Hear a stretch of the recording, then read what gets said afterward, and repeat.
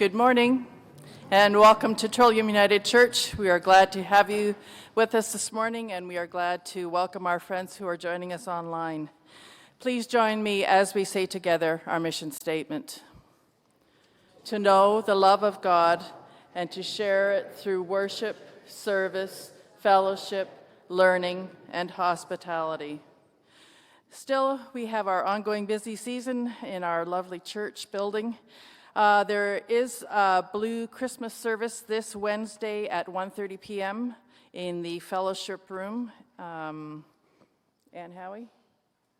That will be a nice service. There is next Sunday, the 17th, the intergenerational Christmas pageant, so don't miss that.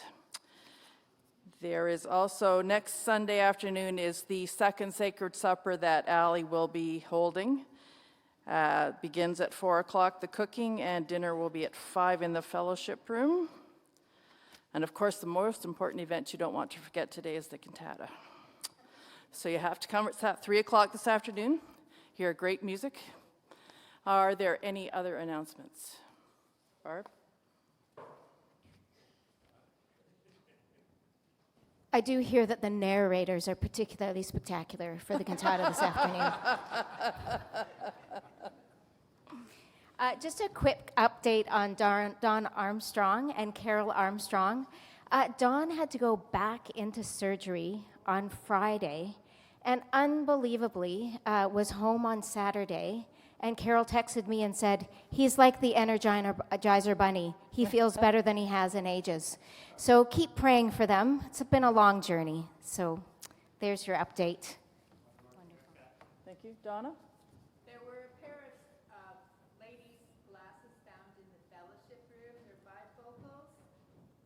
They're on one of the tables there. They almost got stepped on. So if you're missing yours? a pair of glasses... That's all right. Yeah, well, she'll repeat it. Kathy will repeat it. There was a pair of ladies' glasses found in the fellowship room, a pair of bifocals, so they're on a table in there if they belong to anybody in the room. And Kathy wondered if they were mine, but mine got dropped in the driveway and a car drove over them, so they weren't mine. Ow.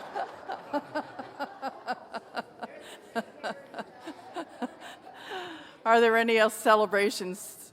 Barbara?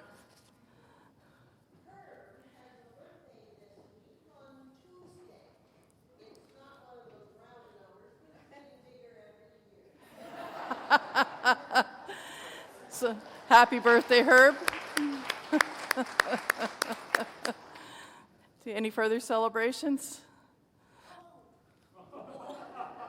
Donna. Allie is a volunteer firefighter. So Allie's now a volunteer firefighter. Congratulations to Allie. Let us prepare for worship.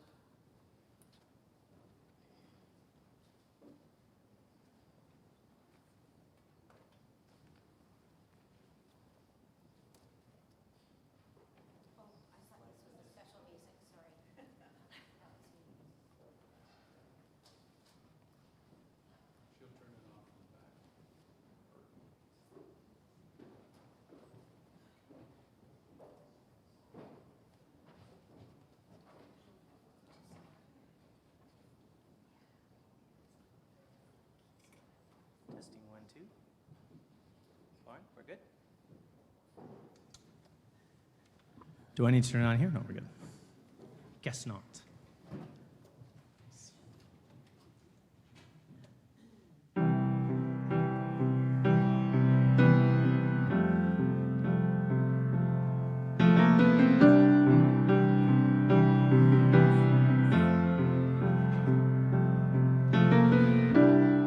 Imagine there's no heaven. It's easy if you try. No hell below us. Above us, only sky. Imagine all the people living for today.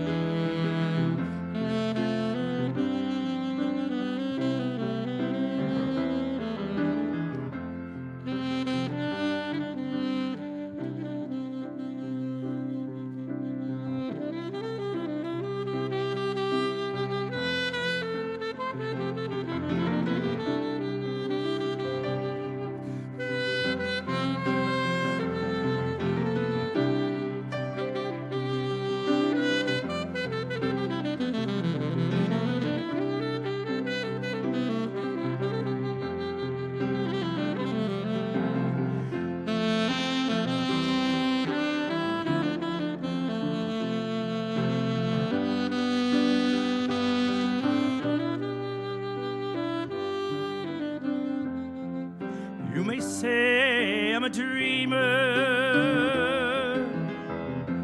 but I'm not the only one. I hope someday you'll join us, and the world will be as one.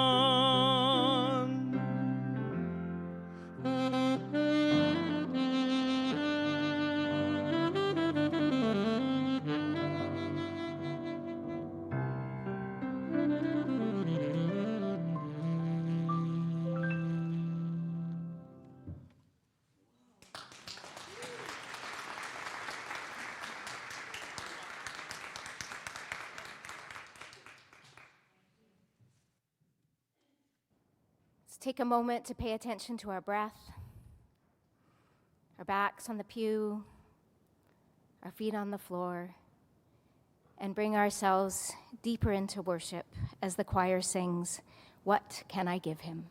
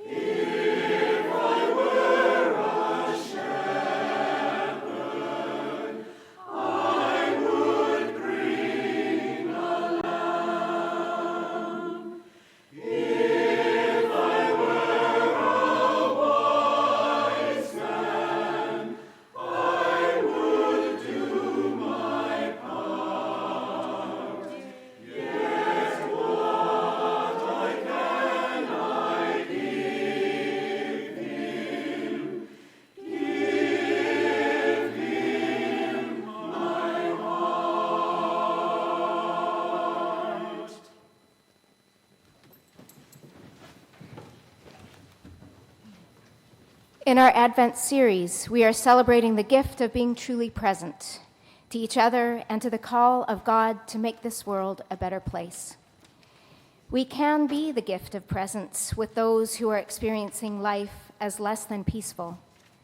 But this might also be true of how we personally are feeling at this moment. Our lives can feel a bit chaotic or in need of a makeover.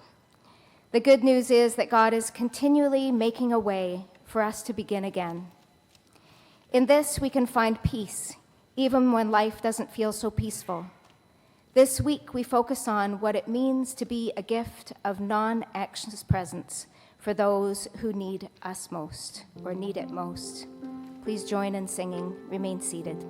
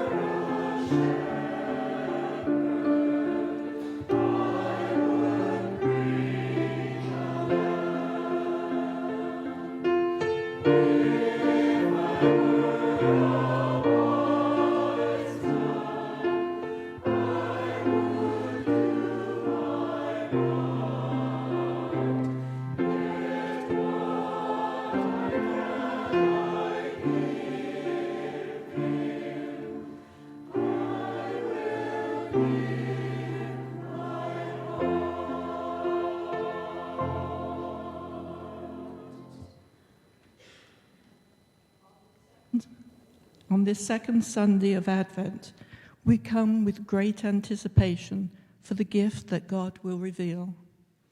We open our hearts as we open the gift. The promise of peace is the divine gift we receive.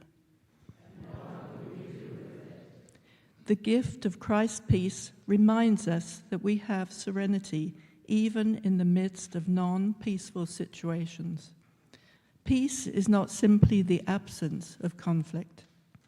Peace is an ever-present gift that we can open at any time when we stop, breathe, and trust that we are never alone.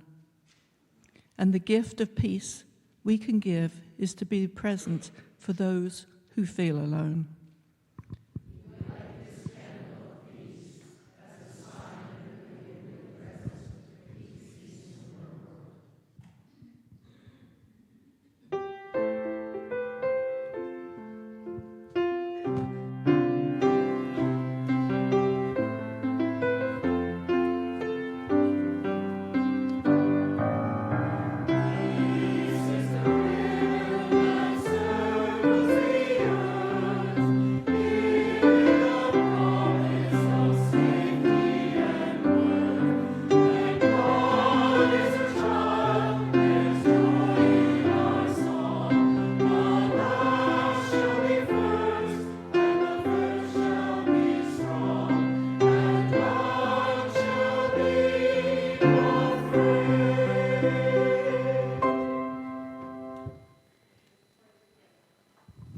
Holy living light of God, you are our peaceful presence. Let this peace grow in our lives each day so we can be a present of peace to others. Unwrap and open our hearts. May it be so. Amen.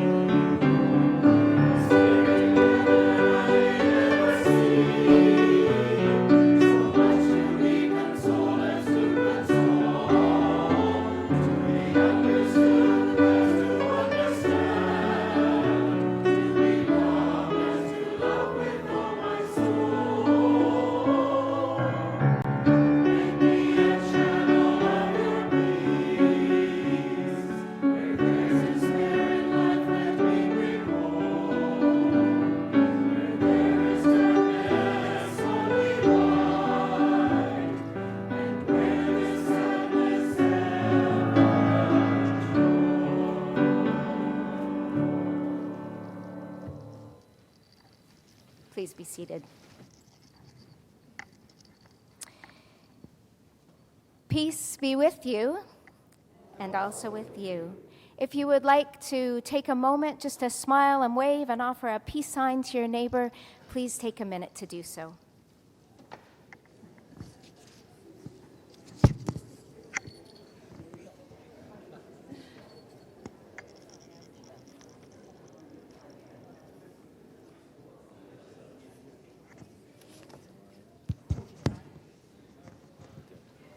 Yes, lovely Lauren fixed it all up for you.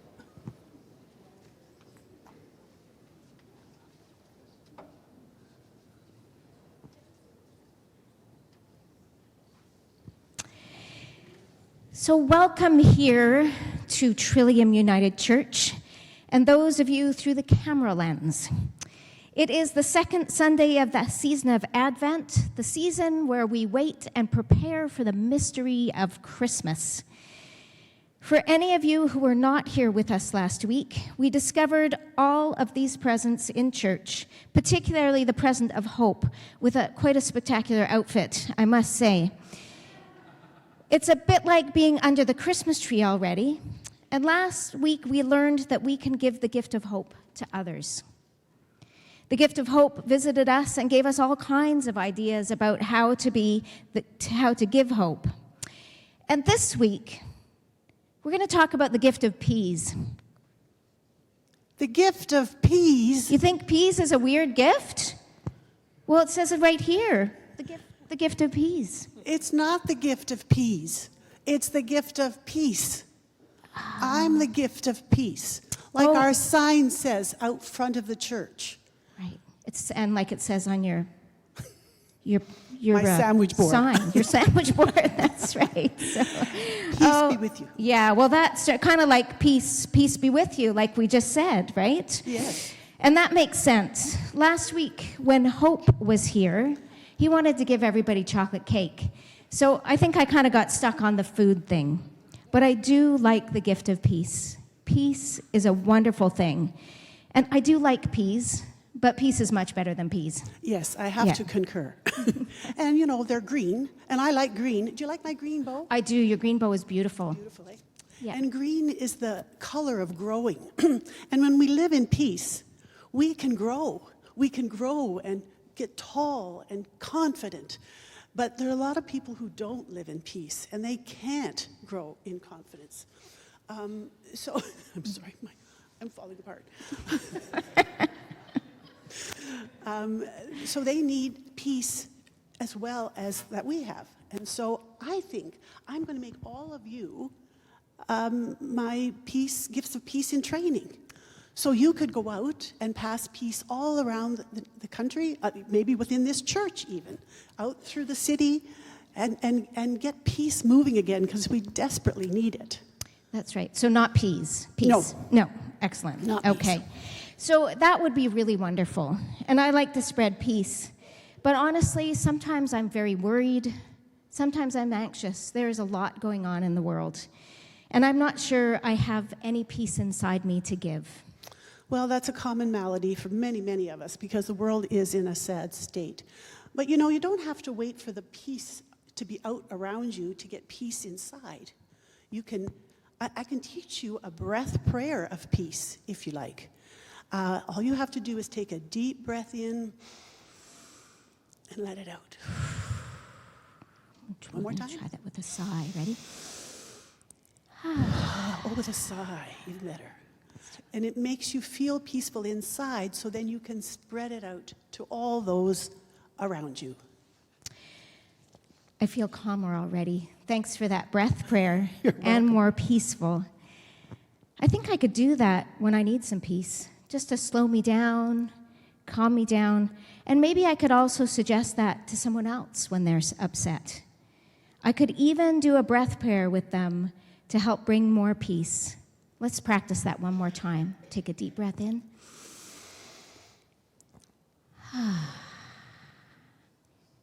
It's amazing that breath itself is a prayer. Yes, Isn't it? Yeah. that's why we call it a breath prayer of peace. Yeah. So now that we have more peace, let's have some fun. All right, are you ready? We've been working on a cheer. Okay. It's different without any little ones. Okay, you're going to see this. I have to set down my microphone. So you're going to see it up there. So, you ready? If you're all boxed in, Flip your lid. Let the peace out that you're holding in, for it's a gift to you. Flip your lid and share. That's you. I love the idea of flipping my lid and letting more peace out. I think it's a wonderful idea. And we have something green for peace. Thank you. You have green strips of paper here. When you take these home with you this week, every time you look at it, I want you to give someone the gift of peace. Peace be with you, and also with you. Where'd you go? I'm just up here because I wanted to show what I've done. I took my I took my blue one from last week to remind us to spread hope, Yes. and be the presence of hope. So I'm making a little chain here to put all my colors together. And so if you're at home, I hope you'll find something green as well and think of ways that you can bring peace in your own life and peace to other people. And you could put it on your Christmas tree on Christmas Eve That's right. Yes. to remind us. Thank you very much. Thank you. So now we're going to do our repeat after me prayer. And so, dear God, we thank you for the gift of peace. Help us be the gift of peace for anyone who needs it. Amen.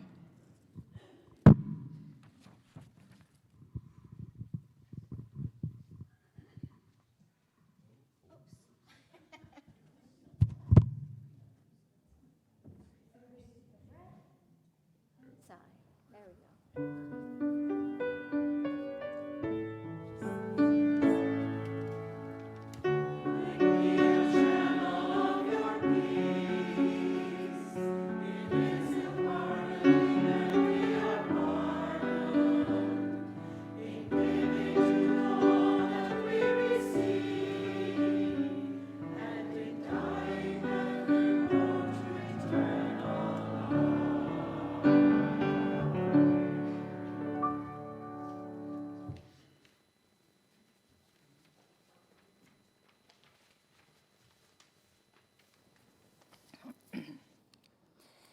First readings.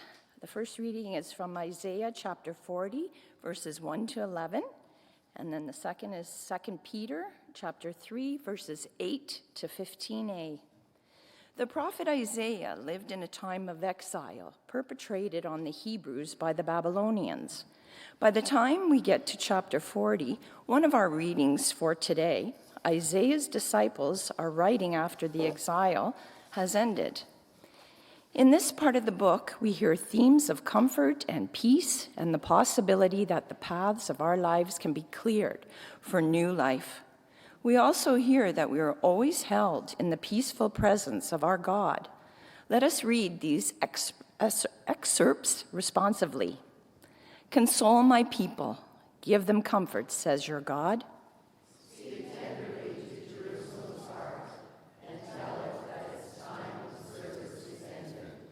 A voice cries out, clear a path through the wilderness for Yahweh. Make a straight road through the desert for our God.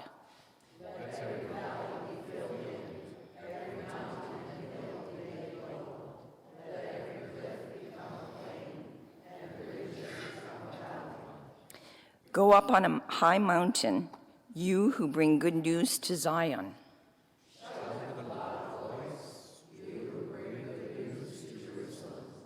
Shout without fear and say to the towns of Judah, here is your God.